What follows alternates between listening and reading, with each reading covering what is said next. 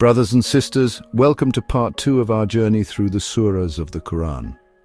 It is with a sense of profound anticipation that I invite you to continue this exploration with me, venturing further into the sacred landscape of these divine chapters. In our previous installment, we laid the groundwork, understanding the initial messages and the context of their revelation. Now we build upon that foundation, preparing to uncover new layers of meaning and wisdom that have resonated through centuries, much like the ancient rivers carved their paths through the enduring rock, shaping the spiritual terrain of humanity. In this episode, we explore Surahs 11 to 20, uncovering their names, meanings, places of revelation, and the core themes that shape their message.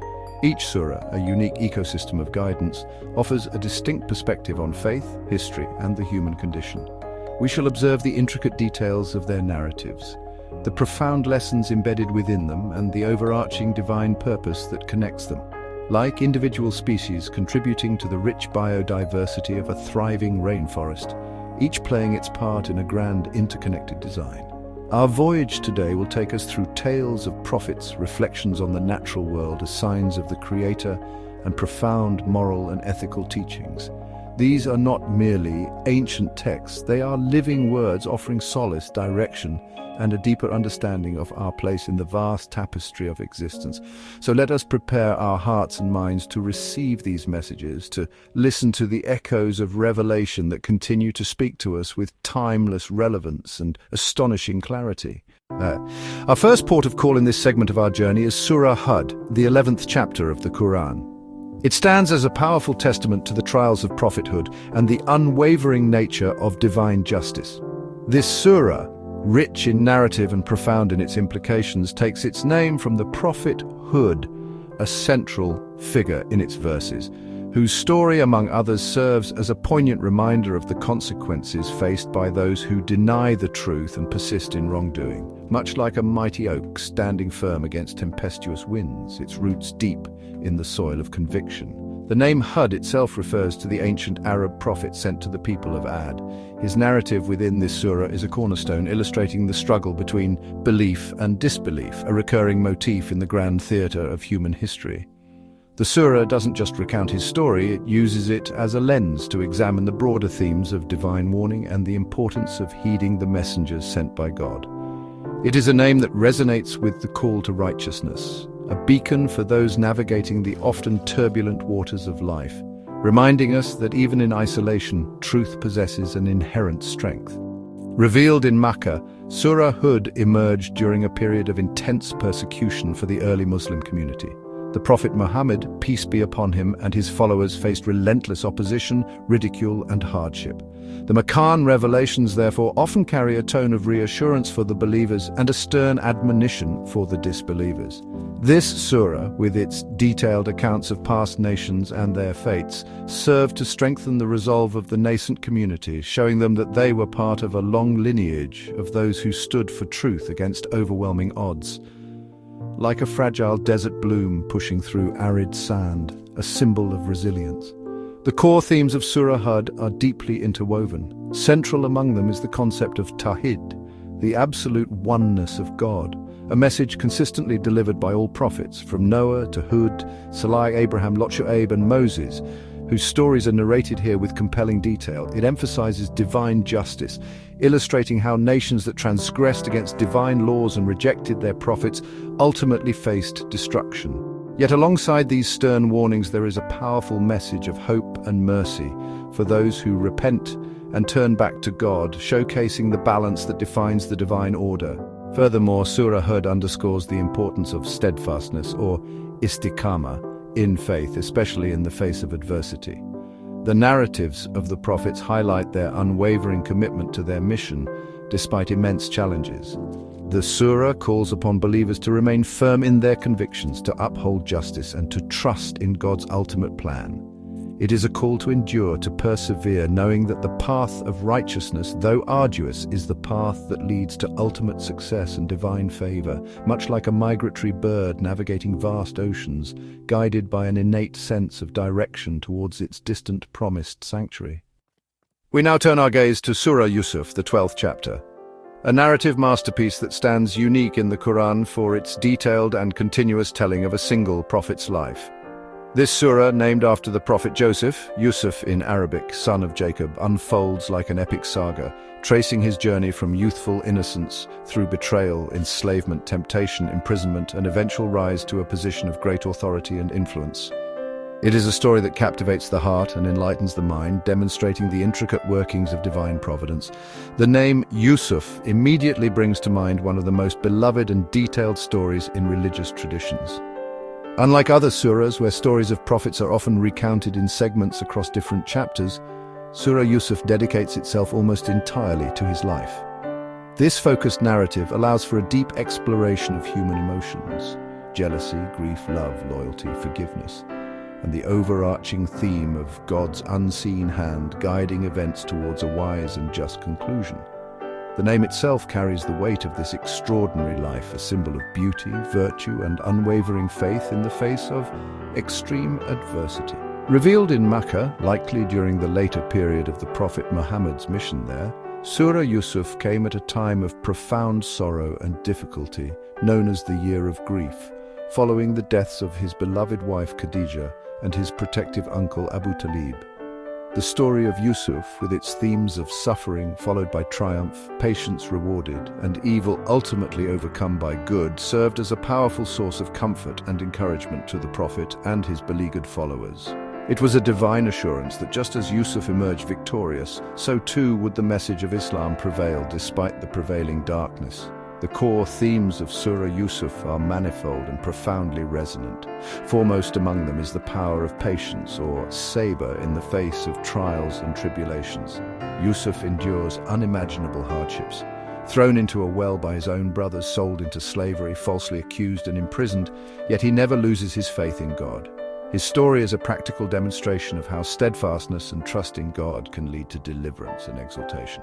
Another key theme is the destructive nature of jealousy and envy, as seen in the actions of Yusuf's brothers, contrasted with Yusuf's ultimate forgiveness, a testament to his noble character. Moreover, Surah Yusuf beautifully illustrates the concept of God's subtle and often incomprehensible plan. What appears as a series of misfortunes in Yusuf's life ultimately paves the way for him to save not only his family, but an entire nation from famine, fulfilling a divine purpose. The surah teaches us to trust in God's wisdom, even when circumstances seem bleak, and to understand that behind every apparent adversity may lie a hidden blessing. It is a narrative that speaks to the resilience of the human spirit when anchored in faith and the ultimate triumph of truth and virtue, a story that echoes through the ages like a timeless melody, offering solace and hope. Our exploration now brings us to Surah Ar-Ra'd, the 13th chapter of the Quran. The title itself, Ar-Ra'd, translates to the thunder, a powerful and evocative natural phenomenon that this surah uses to illustrate the might and majesty of God and the compelling nature of his truth. This chapter is a profound meditation on the signs of God in the universe, the reality of revelation, and the inevitable reckoning that awaits humanity. It calls upon us to observe, reflect, and submit to the divine order that governs all existence. The name Ar-Ra'd is derived from a verse within the surah that describes thunder glorifying God with his praise alongside the angels out of awe of him. This imagery is not merely poetic, it serves as a potent metaphor. Just as thunder can be both awe-inspiring and a harbinger of life-giving rain or destructive storms, the divine message can bring enlightenment and mercy, or a warning of impending consequences for those who reject it. The name encapsulates the surah's emphasis on the dual aspects of God's power, his creative benevolence and his overwhelming might when defied. There is some discussion among scholars regarding whether Surah Ar-Ra'd is Makki or Madani, though the predominant view leans towards it being a Makki surah with some Madani verses. Its themes resonate strongly with the Makkan period: arguments for the oneness of God, the truth of the Prophet's message, the resurrection and accountability. The surah confronts the arguments of the disbelievers, challenging their skepticism and inviting them to look at the intricate design of the cosmos as undeniable proof of a singular omnipotent creator. The core themes of Surah Ar-Ra'd revolve around the interplay between truth, al-haq, and falsehood, al-batil. The surah asserts that truth is firm, enduring, and beneficial, like fertile soil that yields fruit, while falsehood is transient and ultimately useless, like foam upon water that quickly vanishes. It repeatedly draws attention to the natural world. The heavens raised without visible pillars, the sun and moon in their ordained courses, the stretching of the earth, the mountains, rivers, and diverse fruits, all as manifest signs or ayat for people who reflect. This appeal to reason and observation is a hallmark of the Quran's approach. Furthermore, Surah Ra'd emphasizes the unchangeable nature of God's laws, or sunnatullah, and the principle that God does not change the condition of a people until they change what is within themselves. This highlights human responsibility and the power of inner transformation. The surah also speaks of the divine promise and threat, the rewards for believers and the punishment for those who persist in denial, culminating in a powerful affirmation of God's knowledge encompassing all things and his ultimate judgment. It is a call to awaken the conscience, to recognize the truth that resounds through creation like the very thunder it is named after. We continue our passage through the Quranic landscape to Surah Ibrahim, which is the 14th chapter. This surah is named after the Prophet Abraham, known as Ibrahim in Arabic, a monumental figure who is revered in Islam, Judaism, and Christianity as a paragon of faith and a steadfast monotheist. His story, and especially his profound prayer, forms a significant part of this surah, which eloquently speaks of gratitude, the struggle against idolatry, and the enduring legacy of pure faith in one God. The name Ibrahim itself, evokes a rich heritage of unwavering devotion and submission to the divine will.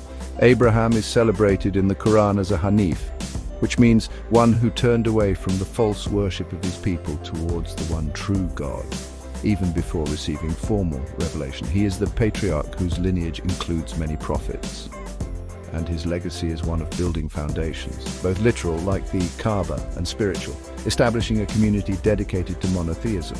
This surah highlights his wisdom, his arguments against polytheism, and his deep concern for his progeny and for humanity as a whole. Surah Ibrahim is generally considered a Makan surah, revealed during a time when the Prophet Muhammad, peace be upon him, was calling the idol-worshipping Meccans back to the primordial faith of their ancestor Abraham. The parallels are honestly quite striking. Just as Abraham challenged the idols of his time, Prophet Muhammad challenged the idols of the Quraysh. The surah serves to reinforce the message of Tawhid by reminding the Arabs of their connection to Abraham, urging them to abandon their deviations and return to the pure monotheistic path he established, a path as clear and direct as a desert spring in an arid land. The core themes of Surah Ibrahim are deeply intertwined with its namesake. A prominent theme is gratitude, or shukr, versus ingratitude, or kufr. The surah contrasts those who are thankful for God's blessings, which then increase, with those who deny them and thus incur divine displeasure. Abraham's prayer within the surah is a beautiful expression of gratitude and supplication. Another crucial theme is the power and beauty of the good word, the kalima tayyibah, or testimony of faith, likening it to a good tree, firmly rooted and yielding fruit, contrasted with the evil word of disbelief, which is like a weak tree, easily uprooted and barren. Furthermore, Surah Ibrahim vividly portrays the consequences of rejecting God's messengers and the futility of idolatry. It recounts how previous nations were destroyed for their disbelief and arrogance. The surah also offers a powerful depiction of the Day of Judgment, where the leaders of disbelief will try to disown their followers and all will face the reality of their deeds. Yet amidst these warnings, the surah provides solace and strength to believers, reminding them of God's ultimate purpose to bring humanity out of darkness into light. It is, in essence, a call to reflect on the foundations of faith laid by Abraham and to build our lives upon that enduring legacy. Our journey now guides us to Surah Al-Hijr, which is the 15th chapter of the Quran. Its name refers to the rocky tract historically inhabited by the people of Thamud, who are also known as the Companions of the Rock, or Ashab al-Hijr. This surah weaves together themes of divine revelation, the fate of those who deny it, and the unwavering protection God extends to his message and his devoted servants. It stands as a solemn reminder of the enduring nature of truth against the transient arrogance of disbelief. The name Al-Hijr directly connects the surah to the dwellings carved into rock by the Thamud people, located in northwestern Arabia.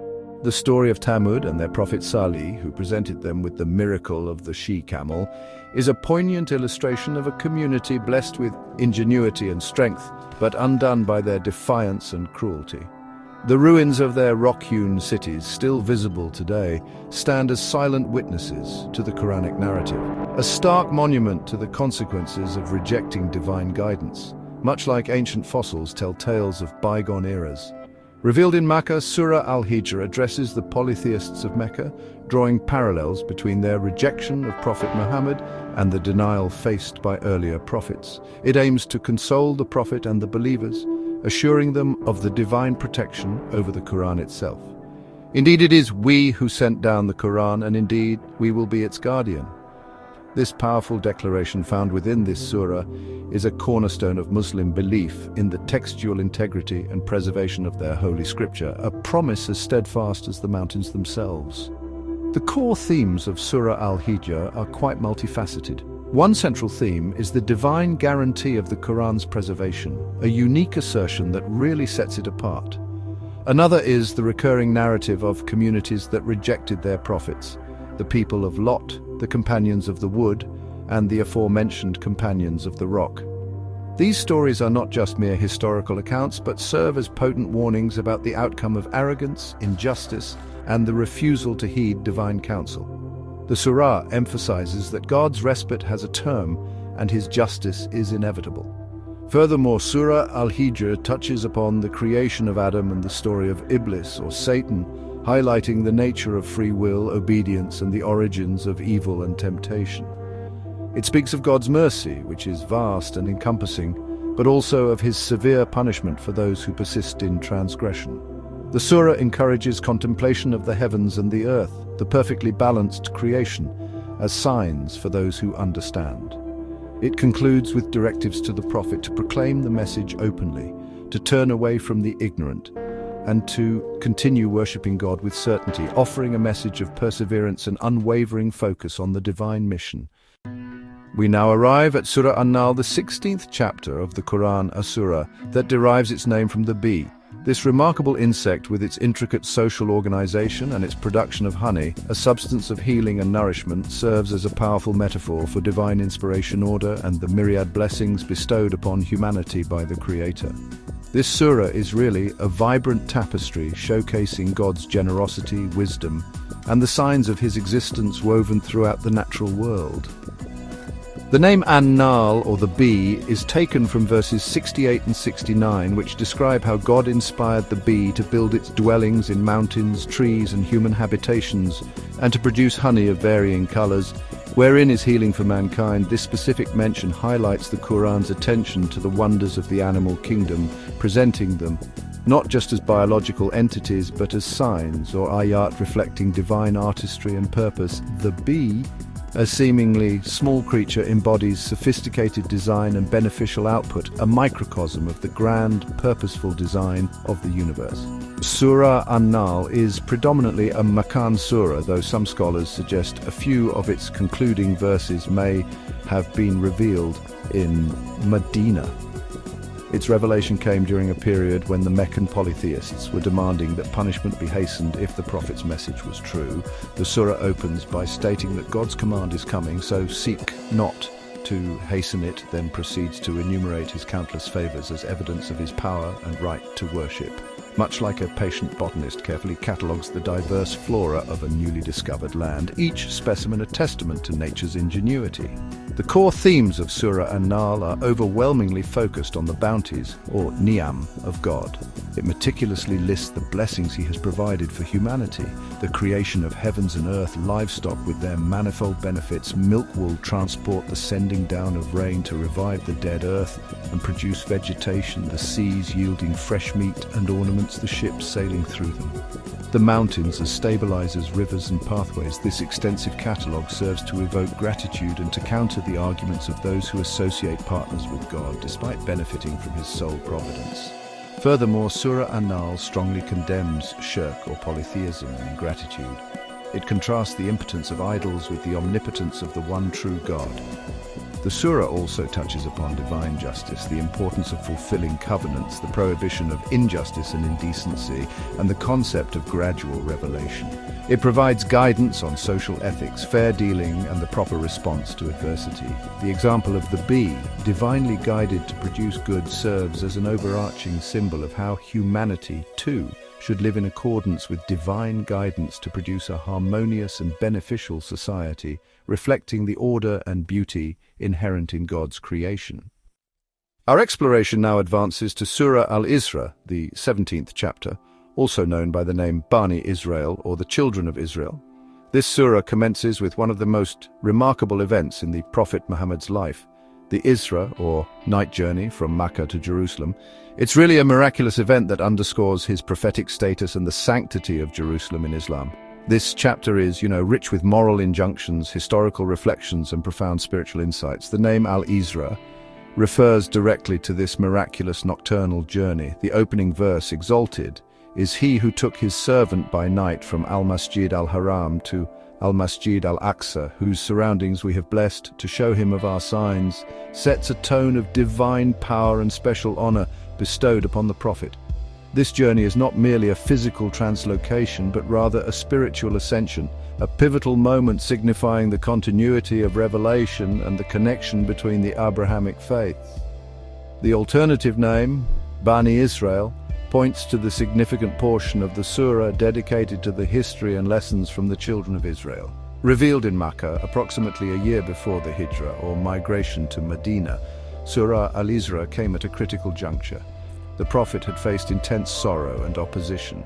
The night journey was a divine solace and a reaffirmation of his mission. The surah's content, addressing both the Meccan polytheists and providing lessons from the history of the children of Israel, served to strengthen the believers and warn those who persisted in denial. It bridged the past prophetic traditions with the present revelation, emphasizing the universality of God's message. The core themes of Surah Al-Isra are honestly quite diverse and deeply significant. The miraculous night journey itself highlights God's omnipotence and the Prophet's unique station. Following this, the surah lays down fundamental moral and ethical principles, often referred to as a code of conduct. These include the worship of God alone. Kindness and respect to parents, a particularly emphasized commandment, fulfilling the rights of kinsfolk, the needy and the wayfarer, avoiding extravagance and miserliness, forbidding the killing of children for fear of poverty, shunning unlawful sexual intercourse, prohibiting the unjust killing of a soul, protecting the property of orphans, and fulfilling promises. These directives form the bedrock of a just and compassionate society. Furthermore, Surah Al-Isra delves into the history of the children of Israel, serving as a lesson for all nations that power and prosperity are contingent upon righteousness and obedience to God. The surah also discusses the Qur'an as a healing and mercy, the nature of human arrogance, the importance of prayer, and the contrasting fates of the grateful and the ungrateful in the hereafter. It is, in essence, a comprehensive chapter that moves from the celestial to the terrestrial, from the miraculous to the mundane, guiding humanity towards spiritual elevation and righteous living, much like a skilled navigator charting a course through treacherous waters towards a safe harbor. We now venture into Surah Al-Kahf, the 18th chapter, a surah of profound narrative depth and spiritual significance, often recited by Muslims on Fridays for its promised light and protection.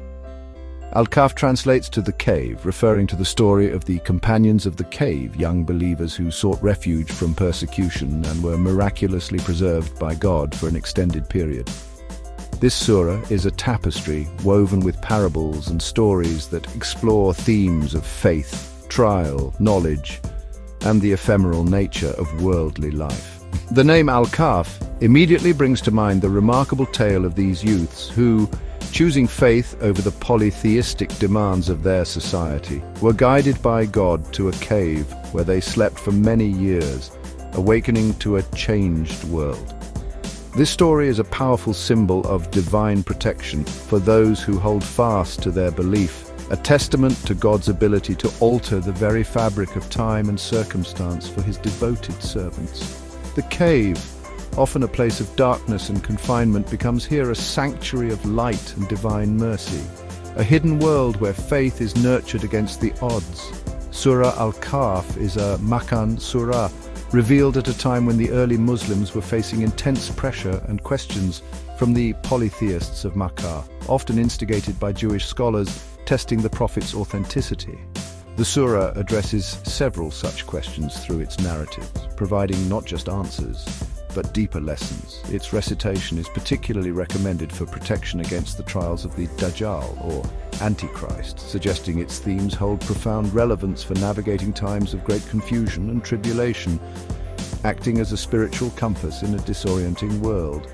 The core themes of Surah Al-Kahf are explored through four main narratives: the companions of the cave, faith versus materialism and persecution, the man with two gardens, wealth, gratitude, and the ephemeral nature of worldly possessions, the encounter between Moses and Khidr, the limits of human knowledge and the wisdom behind divine decrees that may seem incomprehensible, and the story of Dhul Qarnayn, just rule, power used for good, and protection against corruption, symbolized by Gog and Magog. Each story serves as a parable, offering profound insights into the human condition and our relationship with God and the world. Beyond these narratives, Surah Al-Kahf emphasizes the importance of saying Insha'Allah, or if God wills, when planning for the future, acknowledging God's ultimate control over all affairs.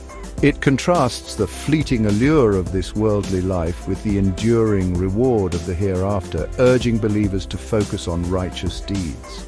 The surah is a source of immense spiritual guidance, teaching patience in adversity, humility in knowledge, gratitude in prosperity, and justice in power. It is like a deep, resonant echo from the cave, calling humanity to reflect on the true values that illuminate the path through life's often bewildering journey. Our spiritual voyage now leads us to Surah Maryam, the 19th chapter of the Qur'an. A surah renowned for its tender beauty, its eloquent language, and its profound focus on divine mercy. It is named after Mary, Maryam in Arabic, the mother of Jesus, and uniquely she is the only woman mentioned by name in the entire Quran. This chapter recounts her story, the miraculous birth of Jesus, and the narratives of other prophets, all underscoring the boundless compassion and power of God. The name Maryam itself evokes a sense of purity, devotion, and extraordinary divine favor. The surah dedicates a significant portion to her piety, her seclusion, the Annunciation by the angel Gabriel, and the virgin birth of Jesus, peace be upon them both.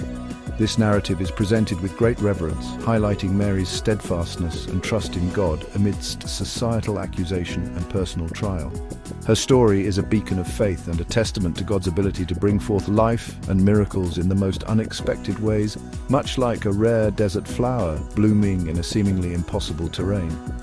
Surah Maryam is predominantly a Makkan surah, revealed during a period of hardship for the early Muslims. It is believed to have been recited by Jafar ibn Abi Talib, a cousin of the Prophet Muhammad, to the Christian king Negus of Abyssinia, when the Muslims sought refuge there from Meccan persecution. The king was reportedly moved to tears by its portrayal of Mary and Jesus, recognizing the common ground and the sanctity of the message. This historical context underscores the surah's power to touch hearts across different faiths and its emphasis on the lineage of prophets acknowledged by both Christians and Muslims. The core themes of Surah Maryam revolve powerfully around the concept of divine mercy, Rahmah, a word, and its derivatives that appear frequently throughout the chapter. It begins with the story of Prophet Zechariah and the miraculous birth of his son, John the Baptist, in old age, a testament to God's responsiveness to sincere supplication. This is followed by the detailed account of Maryam and the birth of Isa, or Jesus, emphasizing his role as a prophet and servant of God who spoke from the cradle. The surah beautifully portrays the tender human emotions of its characters alongside the awe-inspiring manifestations of divine power. Furthermore, Surah Maryam narrates brief accounts of other prophets like Abraham, Moses, Ishmael, and Idris, highlighting their devotion and God's favor upon them. It strongly refutes the notion of God having a son, affirming his absolute oneness and transcendence, while simultaneously honoring Jesus as a noble messenger. The surah also warns against neglecting prayer and following base desires, contrasting the fate of the righteous, who will be admitted to gardens of bliss with that of the ungrateful, who will face judgment. It is a surah that flows with a gentle yet profound rhythm, inviting reflection on God's infinite compassion and his unwavering support for those who turn to him in sincerity. We conclude this segment of our Quranic exploration with Surah Taha, the 20th chapter. This surah begins with the mysterious letters Taha, from which it derives its name, letters whose precise meaning is known only to God, yet they herald a chapter filled with profound messages of comfort, divine communication, and the epic narrative of Prophet Moses and his confrontation with Pharaoh. It is a surah that speaks directly to the heart, offering reassurance and guidance. The name Taha itself, those two enigmatic Arabic letters, is sometimes interpreted by scholars as a term of endearment or an address to the Prophet Muhammad, peace be upon him, perhaps meaning "O man," or having other subtle connotations.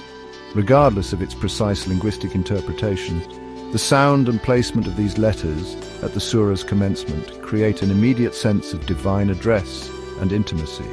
The surah unfolds to reveal a message intended to ease the burden on the Prophet and to strengthen his resolve in conveying the divine call. Revealed in Makkah, Surah Taha came during a challenging phase of Prophet Muhammad's mission, a time of considerable stress and opposition. It is said that this surah played a role in the conversion of Umar ibn al-Khattab, one of the staunchest early opponents of Islam, who later became one of its greatest champions. So moved was he by its powerful eloquence upon hearing it recited. This historical anecdote highlights the transformative impact of the Qur'an's verses, capable of softening even the hardest of hearts, like gentle rain eroding formidable rock over time. The core themes of Surah Taha are deeply reassuring and instructive. A significant portion of the surah is dedicated to the detailed story of Prophet Moses. His miraculous infancy, his upbringing in Pharaoh's palace, his call to prophethood at the burning bush in the sacred valley of Tuwa, his mission to Pharaoh, the miracles he was granted, the contest with the magicians, the exodus of the children of Israel, and their subsequent trials in the wilderness. This extensive narrative serves to illustrate God's support for his messengers, his power over tyrants, and the importance of patience and perseverance in the face of adversity.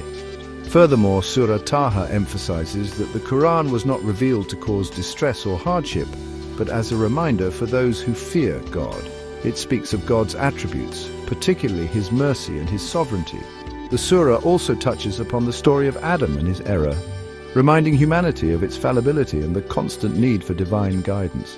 It concludes with counsel to the Prophet Muhammad, urging patience with the disbelievers' words, steadfastness in prayer, and a focus on the eternal rewards of the hereafter, rather than the fleeting splendors of this world. It is a surah that offers profound comfort, like a gentle hand on a weary shoulder, guiding the believer towards unwavering faith and reliance on the Most Merciful. As we draw this chapter of our exploration to a close, having journeyed through Surahs 11 to 20, we find ourselves imbued with a deeper appreciation for the multifaceted wisdom encapsulated within the Quran. From the steadfastness of Hud and the patient endurance of Yusuf to the thunderous truth of Arad and the monotheistic legacy of Ibrahim, each surah has unfurled before us like a unique celestial map, guiding us through the complexities of faith, history, and the human spirit. The protective words of Al-Hijr, the bountiful signs in Anal, the miraculous journey of Al-Isra, the profound parables of Al-Kahf, the tender mercy in Maryam, and the comforting call in Taha, all converge to illuminate the path of righteousness. These 10 surahs, each a distinct jewel, together form a radiant constellation of guidance. They remind us of the intimate relationship between the Creator and his creation, the continuity of divine revelation through a lineage of noble prophets, and the timeless principles that govern a just and compassionate existence. The stories of triumph over adversity, the calls to reflect upon the natural world, and the unwavering emphasis on God's mercy and justice resonate as powerfully today as they did centuries ago, offering solace to the seeking heart and clarity to the searching mind. The intricate beauty of their language and the depth of their meaning are like an endless ocean inviting perpetual discovery. This exploration is but a glimpse into the profound depths of the Qur'anic message, a journey that continues to unfold with every reflection. The wisdom contained within these sacred verses is a beacon, guiding humanity towards light, understanding, and a more profound connection with the divine. Thank you for joining us on this journey through the Surahs of the Quran. Stay tuned for the next part as we continue to explore the wisdom and beauty within its chapters.